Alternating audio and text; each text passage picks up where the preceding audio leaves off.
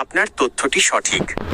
Trump প্রশাসনের অধীনে মার্কিন পররাষ্ট্র দপ্তর 6 জানুয়ারি 2026 তারিখে তাদের ভিসা বন্ড পাইলট প্রোগ্রামের তালিকা সম্প্রসারণ করেছে, যেখানে নতুন করে বাংলাদেশ সহ 25টি দেশের নাম যুক্ত করা হয়েছে।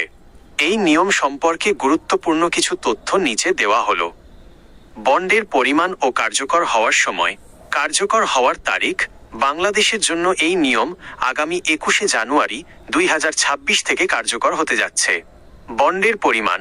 এই তালিকার অন্তর্ভুক্ত দেশের নাগরিকদের B1, B2, ট্যুরিস্ট বা বিজনেস ভিসার ক্ষেত্রে 5,000, 10,000 বা $15,000 জামানত বা বন্ড দিতে হতে পারে। বাংলাদেশি টাকায় সর্বোচ্চ $15,000 পরিমাণ বর্তমান বিনিময় হারে প্রায় 18,35,000 টাকা, $1 সমান 122 টাকা 31 পয়সা হিসেবে। 2. কারা এটি নির্ধারণ করবেন? সব আবেদনকারীকে এই টাকা দিতে হবে না।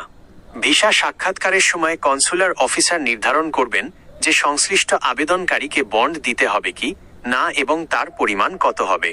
এটি মূলত করা হচ্ছে যাতে পর্যটকরা নির্ধারিত সময়ের বেশি যুক্তরাষ্ট্রে অবস্থান ওভারস্টে না করেন। 3. টাকা কি ফেরত পাওয়া যাবে? হ্যাঁ, এটি একটি ফেরতযোগ্য জামানত। ফেরত পাবেন যদি ভিসা হওয়ার পর আপনি সঠিক সময়ে যুক্তরাষ্ট্র ত্যাগ করেন এবং ভিসার সকল শর্ত মেনে চলেন, অথবা যদি আপনার ভিসার আবেদন বাতিল বা প্রত্যাখ্যাত হয়, তাহলেও এই অর্থ ফেরত দেওয়া হবে।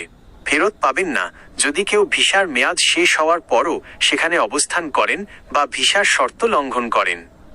4. তালিকাভুক্ত অন্যান্য দেশ।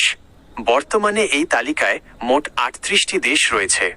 দক্ষিণ এশিয়ার মধ্যে বাংলাদেশ ছাড়াও নেপাল এবং ভুটান এই তালিকায় অন্তর্ভুক্ত। তালিকার অধিকাংশ দেশই আফ্রিকা ও লাতিন আমেরিকার। আপনি কি মার্কিন ভিসার আবেদন প্রক্রিয়া বা এই বন্ড জমা দেওয়ার পদ্ধতি সম্পর্কে আরও বিস্তারিত জানতে চান?